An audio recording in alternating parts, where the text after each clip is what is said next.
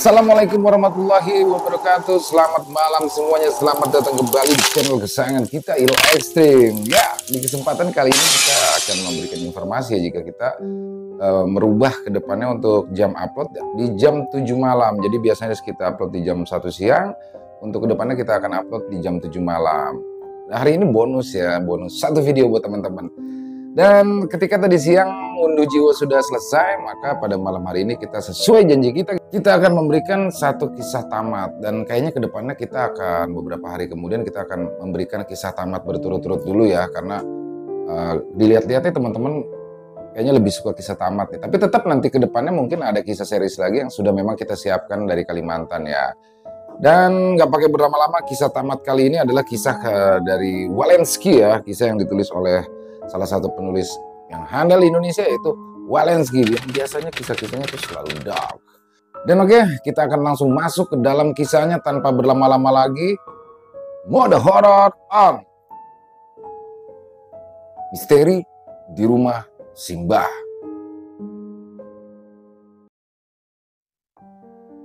Purwodadi, sekitaran tahun 1997.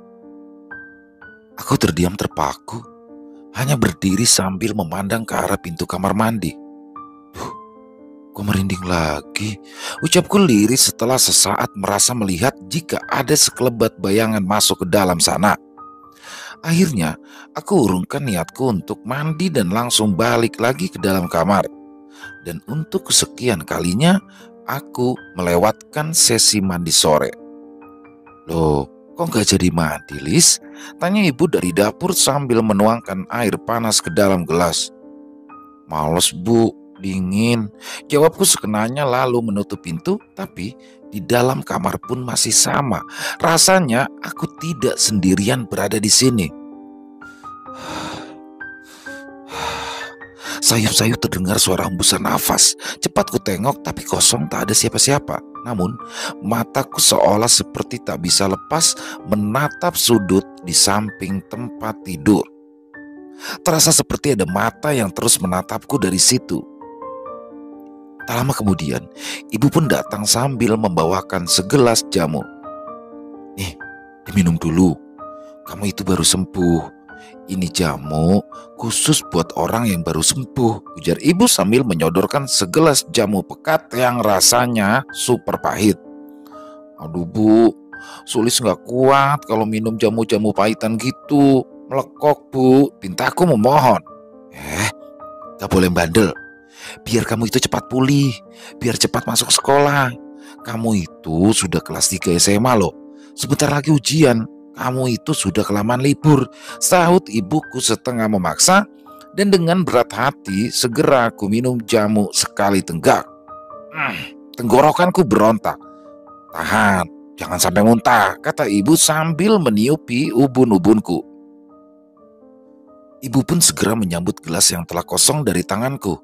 Nah, gitu dong, pinter, biar cepat sembuh. Dia pun tersenyum lalu kembali ke dapur. Ya Allah, kemarin seminggu dirawat di rumah sakit, tapi rasa obatnya gak ada yang sesadis jamu buatan ibu, batinku mengeluh. Tok tok tok. Dok, kamu di dalam. Terdengar suara Mbah memanggilku mengetuk pintu kamar. Iya Mbah, masuk aja, gak dikunci, balasku setengah berteriak. Mbah pun muncul dari balik pintu lalu masuk mendekat. Gimana? Sudah siap Mbah ruat lagi? Kalau kamu mau, sekarang juga bisa. Gak mau Mbah, kan sudah waktu di rumah sakit. Kenapa harus diruat lagi? Balasku ketus. Loh, ruat itu untuk kebaikan kamu, biar nggak gampang sakit. Paksa Simbah, aku pun langsung memasang muka cemberut, senjata andalan ketika sedang ngambek. Jangan begitu, kalau nggak mau ya sudah. Tapi kalau bisa diruat sekali lagi, biar mantep, rayu Simbah sambil membelai rambutku. Aku pun mendelik, melirik sinis ke arah Simbah. Ya, sosok yang paling memanjakan diriku semenjak ayahku wafat ketika aku masih kecil. Beliau yang tak mau melihat diriku dan ibuku susah langsung memboyong kami untuk tinggal bersamanya di rumah warisan turun-temurun ini. Sekilas sudut mataku menangkap bayangan kecil berkelebat cepat keluar kamar. Bah, lihat nggak barusan? Ada bayangan yang lewat. Teriakku sambil menunjuk ke arah bayangan tadi melintas. Mana? Gak ada. Mbak menjawab sambil celingukan. Tadi Mbak, masa nggak lihat? Sulis aja lihat kok. Masa Mbak yang katanya orang pintar malah nggak bisa melihat? Sautku mencoba meyakinkan. Loh, ya karena memang gak ada apa-apa di sini, Dok. Kamu kok maksa? Jawabnya dengan nada sedikit bercanda. Aku tak yakin kalau Simbah berkata yang sebenarnya. Tapi aku pun tak punya apa-apa untuk membuktikannya. Wajah Mbah nampak melunak, seolah berharap agar aku juga ikut lunak dan tidak terlalu tegang. Sudah, mungkin itu hanya perasaanmu saja. Kamu itu kan baru sembuh. Ya, jadi mungkin rada ngelantur. Ujar Simbah coba memberikan alasan. Tapi Sulis sudah sering lihat, Mbah. Sering ada bayangan lewat. Apalagi di kamar mandi. Di halaman belakang juga. Rasanya ada yang terus ngeliatin Sulis. Jawabku ngeyel. Ah, masa iya? Balas Simbah sekenanya. Beneran, Mbah? Apa jangan-jangan setiap Mbah ngobatin orang itu kesurupan demi yang ikut pulang ya? Sautku lagi. Ngawur kamu. Mbah pun membalas sambil menggeleng-gelengkan kepalanya lalu beranjak pergi dari kamarku. Tapi aku tidak mengada-ngada. Halaman belakang yang lumayan luas itu kini selalu membuat diriku merasa tak nyaman. Seolah-olah ada banyak pasang mata yang selalu memperhatikan dari sana. Dan sialnya, letak kamar mandi dan jamban ada di sana. Karena memang sudah tradisi di sini kamar mandi dan jamban tak boleh ada dalam rumah. Pamali katanya. Aku yang dulu betah berlama-lama setiap kali aku mandi, kini pun selalu berusaha secepat mungkin keluar dari sana. Ya, perasaan seperti ada yang selalu mengawasiku membuat diriku tak bisa lagi menikmati saat-saat mandi seperti dulu. Apalagi di jamban, bilik kayu yang berdiri terpisah bagaikan sebuah gardu kecil itu kini menjadi tempat yang paling aku hindari, terutama bila malam hari. Hari menjelang malam, aku duduk melamun di atas tempat tidur. Mataku memandang kosong ke arah halaman depan dari balik jendela kamar. Aku terus memikirkan kejadian-kejadian misterius yang kini semakin sering aku alami. Semua hal-hal aneh itu pun sepertinya semakin lama semakin naik level. Awalnya, yang dulu hanya merasakan kehadiran sesuatu kini menjadi sering melihat bayangan-bayangan berkelebat mencurigakan. Mendadak kulihat lesatan bayangan melayang, terbang di luar sana, mirip sprei putih tapi seperti memiliki rambut panjang hingga di atas ketinggian pohon. Benda itu tertawa melengking. Aku terkejut, langsung kututup jendela. Apa itu barusan? Terbayang sosok kuntilanak yang sering ada di film-film horor. Dan karena memang mirip, Ibu, Mbah, teriakku keras memanggil-manggil sambil berlari berhamburan keluar kamar. Simbah dan ibu yang sedang menonton TV di ruang depan nampak jadi ikut panik ketika aku datang berteriak dengan wajah yang pucat. Mbah, di luar Mbak, cepetan lihat, di luar, teriakku panik sambil mengguncang-guncang pundak Simbah. Simbah nampak tak bergeming. Apa meneh Tolis? Kuntilanak Mbak, di luar, di atas pohon, jawabku sambil menunjuk ke arah luar. Alah, paling salah lihat lagi. Kemarin-kemarin kan juga begitu. Ribut-ribut, lihat inilah, lihat itulah. Gak taunya apa. Udahlah, jawab Simbah malas. Beneran Mbak, Sulis gak bohong. Usir Mbak, Sulis takut, sahutku sambil terus memaksa. Akhirnya Simbah yang tak tahan kala mendengar rengekanku dengan malas sambil menggeleng-gelengkan kepala melangkah keluar diiringi diriku dan juga ibuku dari arah belakang. Sesampainya di teras depan rumah, Simbah sambil bertolak pinggang meminta pembuktian dariku. Mana? Hah? Mana? Gak ada apa-apa. Mana kuntilanaknya? Ujarnya meledek. Iya Lis, gak ada apa-apa kok. Barangkali cuma kelelawar yang terbang di pohon. Tambah ibuku ikut berkomentar. Bohong. Aku yakin mereka bohong. Kuntilanak itu masih tetap berada di sana. Malah sekarang ada 2 dan yang satunya lagi berwarna merah.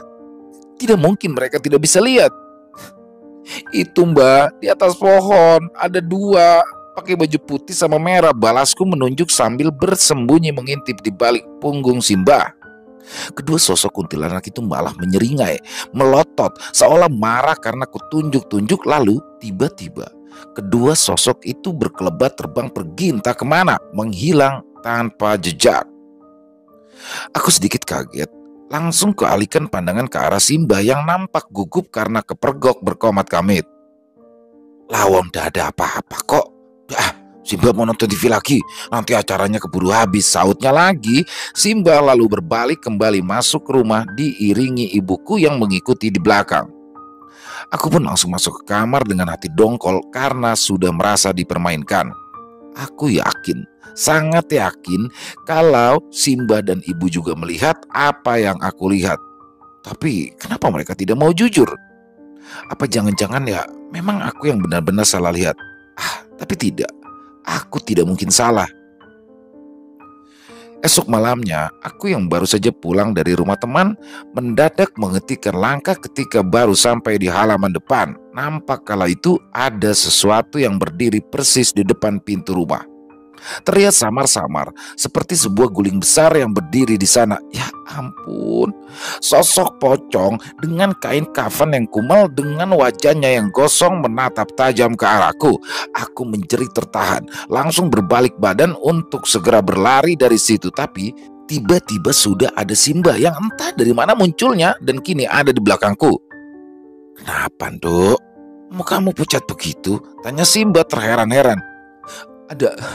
Ada pocong di depan pintu, jawabku sambil menunjuk tak berani melihat. Mana? Coba lihat lagi. Coba lihat yang benar, balas Simba sambil menuntunku memutar badan untuk menengok. Ya, hilang. Pocong tadi sudah hilang. Aku yang masih ragu tetap tak mau beranjak dari tempatku berdiri. Lalu Simba dengan tersenyum merangkul tubuhku sambil berkata, ayo sini kalau tidak percaya.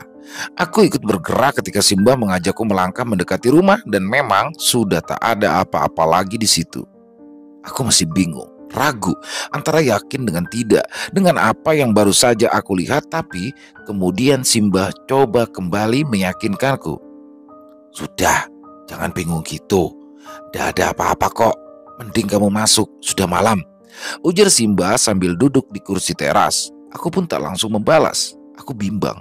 Logikaku mengakui memang tadi kulihatannya sekilas sedikit kurang jelas karena suasana yang remang. Tapi hati kecilku terus meyakinkanku kalau tadi semua yang aku lihat itu bukanlah omong kosong.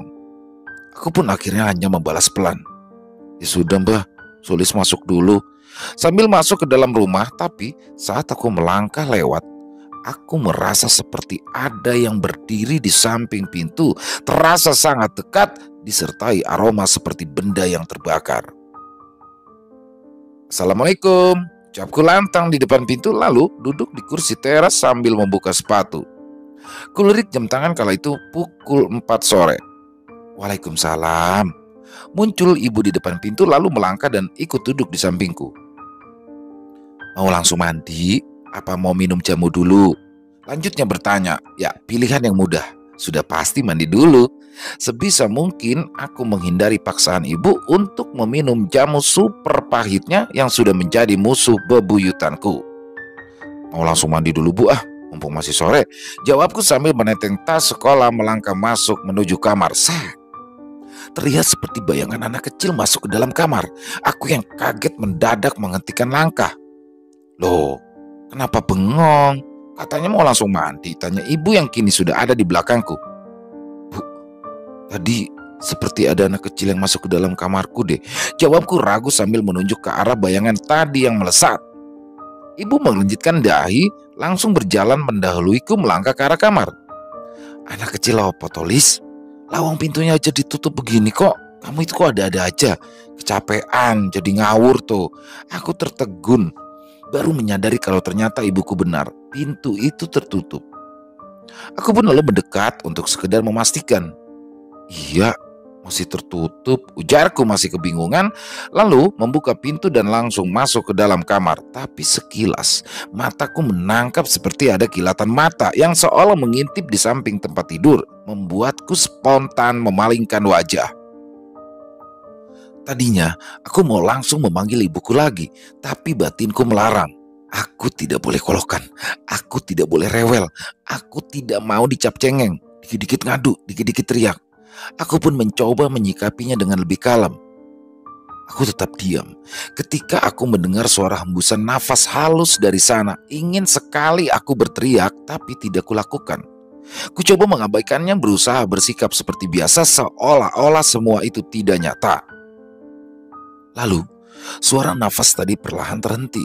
Tatapan mata di sudut kamar pun kini tak nampak lagi. Ku raih handuk, lalu melangkah ke arah kamar mandi. Tapi semakin mendekat ke sana, perasaanku semakin bercampur aduk. Ku coba untuk bersikap seperti tadi, kalem, tetap tenang, sebisa mungkin menepis rasa khawatir yang mulai muncul. Ini kan masih sore, gak mungkin lah. Batinku mencoba memberikan alasan untuk meyakinkan diri.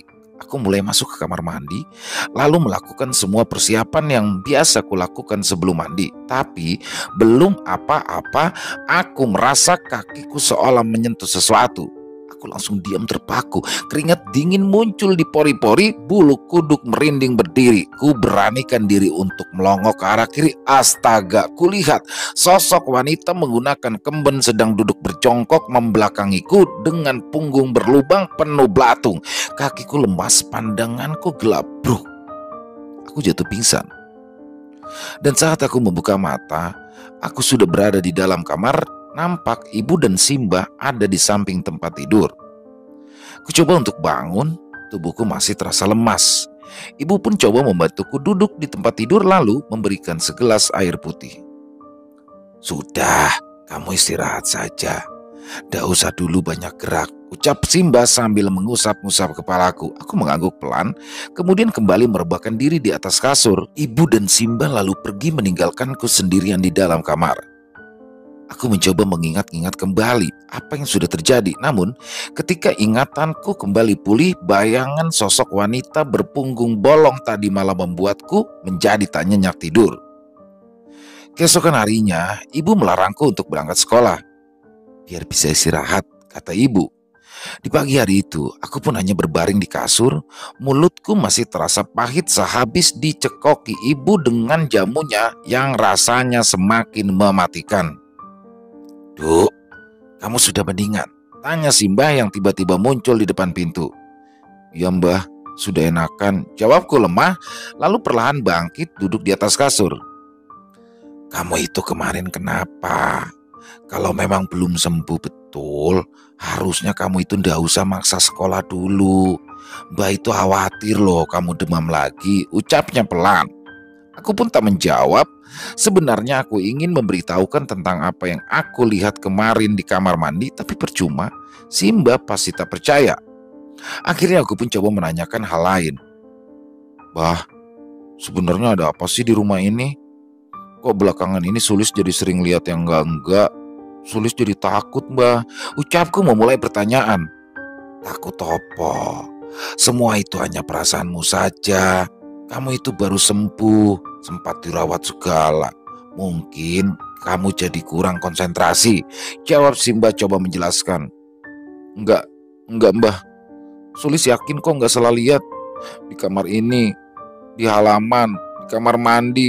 Coba deh Mbak terawang, bahkan orang pintar." "Sudah Anduk, kamu itu nggak usah mikir yang macam-macam gitu. Nantinya hanya jadi beban pikiranmu," jawab Mbak enteng. "Tapi Sulis jadi khawatir Mbah. Soalnya makin kesini makin sering diganggu.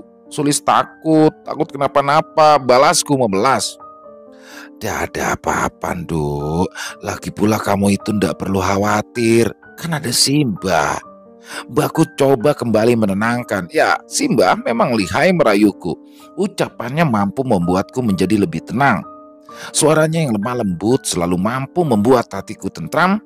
Dan sampai siang, aku pun hanya terbaring melamun di kasur. Jujur saja, aku jadi malas keluar kamar.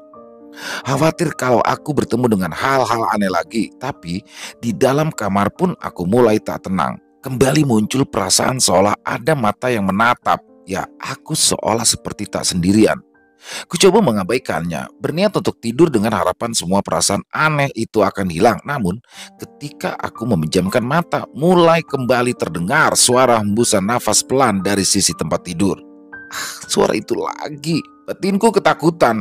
Aku pun berusaha tak menghiraukannya. Namun saat aku berganti posisi, memiringkan badan menghadap tembok, astaga, di sana ada sosok anak kecil berkepala botak licin, bertelinga lancip, nampak mengintip dari sisi tempat tidur. Aku menjerit keras, langsung terbangun dan melompat ketakutan ke arah pintu. Tak lama kemudian muncullah Simba yang langsung memeluk. "Ada apa, Nduk?" tanya beliau sambil mendekap erat tubuhku yang gemetar. Aku tak menjawab. Aku hanya menunjuk ke arah di mana anak kecil aneh itu berada. Simba langsung melotot marah ke arah anak kecil menakutkan itu dan aneh. Bocah botak itu nampak ketakutan lalu menghilang begitu saja tanpa bekas. "Bah, itu apa, Simba? Sulis takut," ucapku sambil menangis. Sudah, bukan apa-apa, tuh lihat. Sudah pergi," balas Simba meminta diriku melihat ke arah tempat bocah tadi menghilang. Aku menggeleng, lalu kembali berucap, "Pokoknya Sulis nggak mau tidur sendiri. Sulis takut," pintaku memelas. "Ya wes, nanti biar ibumu tidur di sini menemanimu. Dah, kamu jangan nangis," jawab Simba lagi. Kemudian beliau pun mengambil segelas air putih. Sesaat berkomat kamit, lalu kemudian memintaku untuk meminumnya. "Nih, diminum dulu," ujarnya sambil menyodorkan gelas air putih. Aku menurut. Ku minum air putih sampai tak habis tersisa, lalu Simba kembali menuang air ke dalam gelas, berkomat kamit lagi, kemudian air itu dipercikkan dan diusapkan ke seluruh wajah, terutama di bagian mata. "Nah, sudah. Mudah-mudahan mulai sekarang kamu itu gak bakal lihat yang aneh-aneh lagi," ucap Simba meyakinkanku. "Makanya, Dok, kamu itu nurut. Baruat sekali lagi biar kamu tenang. Mau ya?" ujar Simba memberikan saran. Aku pun lalu mengangguk, mengiyakan permintaan Simba. Ya, aku tak punya pilihan lain.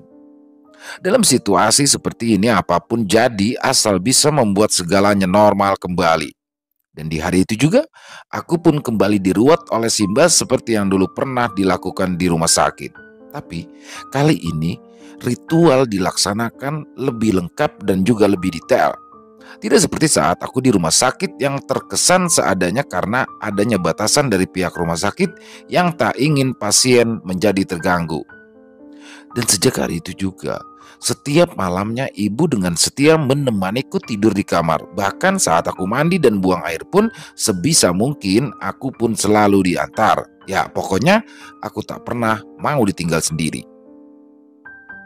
Dan tentu saja sangat merepotkan karena tugas-tugas rumah tangga ibu pun menjadi terganggu. Tapi memang setelah aku diruat untuk yang kedua kalinya, semua gangguan itu sedikit berkurang. Mereka tak pernah lagi menampakkan diri. Tapi walaupun begitu, entah bagaimana kehadiran mereka di rumah ini masih dapat aku rasakan.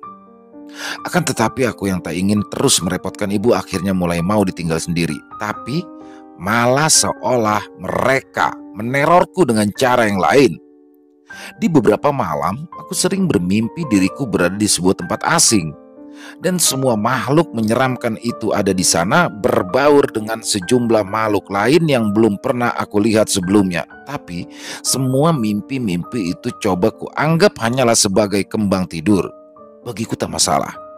Selama di rumah ini mereka tak menampakkan wujud, kondisi seperti ini masih bisa aku terima. Tapi ternyata hal itu tak bertahan lama. Di malam itu sebelum tidur aku hendak buang air kecil. Kala itu jam menunjukkan pukul 11 malam. Ibu dan Simba pun sudah tidur di kamarnya masing-masing. Aku pun segera menuju ke kamar mandi yang ada di halaman belakang. Suasana kala itu nampak sunyi. Hanya ada bunyi serangga malam yang terdengar dari kejauhan. Mulanya aku ragu, tapi aku tak punya pilihan lain.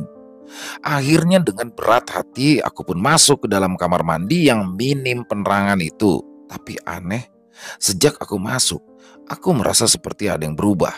Suara serangga malam tiba-tiba menghilang berganti dengan suara-suara berisik dari arah luar kamar mandi yang membuatku menjadi sedikit terusik. Akhirnya aku pun buru-buru menyelesaikan urusanku lalu secepat mungkin aku keluar. Tapi ketika pintu aku buka, betapa aku sangat terkejut kala diriku seolah seperti ada di tempat lain. Ya, tempat yang sangat asing. Dunia serasa berubah. Aku kaget, panik. Aku tak jadi melangkah, hanya diam di depan pintu kamar mandi yang setengah terbuka. Lalu ketika aku ingin menutup kembali pintu dan masuk ke dalam, baru kusadari bahwa aku bukan ada di kamar mandi lagi, tapi ada di sebuah ruangan lain. Aku sampai mengocek-ngocek mata, tak percaya dengan apa yang aku lihat. Ku coba untuk tetap menutup pintu dan kembali masuk dengan harapan situasi akan kembali seperti semula. Namun, setelah berkali-kali buka tutup, situasi tetap tak berubah. Aku tetap ada dalam sebuah ruangan kosong tanpa isi, tanpa penghuni. Ya Allah, ini kenapa? Aku ada di mana? Rasa takut mulai menjalar, tubuhku gemetar sejenak. Aku hanya bisa diam di dalam ruangan asing, tak tahu harus berbuat apa. Tiba-tiba kembali terdengar suara berisik dari arah luar. Aku semakin takut, tapi juga timbul rasa penasaran dalam hatiku. Aku pun lalu memberanikan diri untuk sedikit membuka pintu, kemudian mengintip dari celahnya. Astaga, di luar sana nampak berkeliaran makhluk-makhluk aneh dengan berbagai macam bentuk dan rupa, tapi yang pasti semuanya menyeramkan. Pocong, kuntilanak, raksasa berambut tebal, manusia setengah hewan, dan banyak lagi makhluk aneh lainnya nampak berkeliaran, bertebaran memenuhi segenap penjuru. Persis sama seperti yang ada dalam mimpiku, namun kali ini berbeda karena semuanya nampak sangat nyata. Badanku langsung lemas, kakiku tak kuat untuk berdiri. Pintu segera kututup kembali, lalu duduk bersandar di belakangnya. Ya Allah, aku ada di mana? Batinku lirik kemudian mulai menangis, dan tanpa sadar aku menangis sambil memanggil-manggil ibuku dan juga Simba. Ibu, tolong Sulis takut, teriakku di antara isak tangis. Tapi ternyata suara tangis dan teriakanku itu justru malah memancing perhatian makhluk-makhluk yang ada di luar sana. Dok, dok, dok. Terdengar pintu digedor-gedor dari luar. Aku panik, segera pintu kukunci dari dalam. Namun gedoran pintu semakin lama semakin keras. Aku menjauh dari pintu, langsung meringkuk di salah satu sudut ruangan sambil menangis ketakutan. Brak! Pintu berhasil didobrak. Muncul sosok bertubuh besar berbulu lebat menyeringai mengerikan, memperlihatkan taring-taringnya yang tajam. Aku menjerit keras, ketakutan setengah mati saat makhluk itu melangkah masuk mendekat. Aku meronta sebisanya, dan ketika makhluk itu menjambak rambutku lalu dengan kasar menyeretku untuk keluar. Tapi tiba-tiba tras, makhluk itu meraung dengan keras ketika tangannya menjambak rambutku putus. Aku menjerit bercampur kaget, tapi kemudian hatiku lega ketika aku melihat sosok Simba yang tiba-tiba berdiri di dekatku dengan keris terhunus. Rupanya tangan makhluk tadi putus oleh tebasan keris yang ada dalam genggaman Simba. Jangan berani-berani kau menyentuh cucuku, teriak Simba sambil mengacungkan kerisnya. Makhluk menyeramkan itu pun langsung berbalik pergi ketika melihat Simba seperti akan kembali menyerang. Mbak, Sulis takut, Mbak. Sulis takut, teriakku ketakutan langsung memeluk Simba. Iyo, Nduk. Ayo, kita mesti segera keluar dari tempat ini, jawab Simba coba menenangkan. Sekarang kamu merem. Jangan buka mata sebelum Basuru ya, perintah Simba sambil menggenggam tanganku. Aku pun segera menurut, langsung kupejamkan mataku rapat-rapat. Lalu terdengar Simba seolah seperti sedang membaca mantra-mantra persis di hadapan wajahku. Tak lama kemudian terasa angin dingin berhembus menerpa, lalu suasana mendadak berubah sunyi. Kemudian sayup-sayup kembali terdengar suara-suara binatang malam yang bersautan dari kejauhan. Sudah, Nduk. Kamu boleh melek sekarang. Terdengar suara Simba kembali memberikan perintah. Perlahan ku buka mata. Ajaib. Ya, kini diriku telah berada kembali di halaman belakang rumah Simba, hanya sekitar beberapa meter dari kamar mandi. Tapi kemudian mendadak kepalaku terasa pusing. Pandangan mataku serasa berputar-putar. Akhirnya aku pun jatuh pingsan. Kembali aku terbangun di dalam kamar. Nampak ibu duduk di sampingku dengan wajah yang sangat khawatir. "Ibu!" Aku bangun dan langsung memeluk erat ibuku sambil menangis. "Ya Allah, Lis, kamu ndak apa-apa?" Ujarnya sambil mengusap-ngusap pipi dan wajahku. "Iya, Bu, Sulis nggak apa-apa," jawabku dengan terisak. Lalu kemudian datang Simba dengan membawa segelas air putih. "Minum dulu ya, Nduk, biar kamu lebih tenang," ucap Simba sambil menyodorkan gelas. "Tadi Sulis itu ada di mana, Simba?" tanyaku sesaat setelah meminum habis air putih dalam gelas. Simba pun tak langsung menjawab. Dia nampak ingin mengutarakan sesuatu, tapi seperti ada keraguan dalam dirinya. "Dengar ya, Nduk, Simba mau cerita. Tapi kamu jangan kaget atau takut saat kamu tahu apa yang sebenarnya terjadi dengan dirimu." Aku pun mengangguk. Terlihat keseriusan dari wajah Simba. Lalu setelah Simba lihat aku mulai tenang, beliau pun lalu memulai sebuah cerita yang cukup panjang.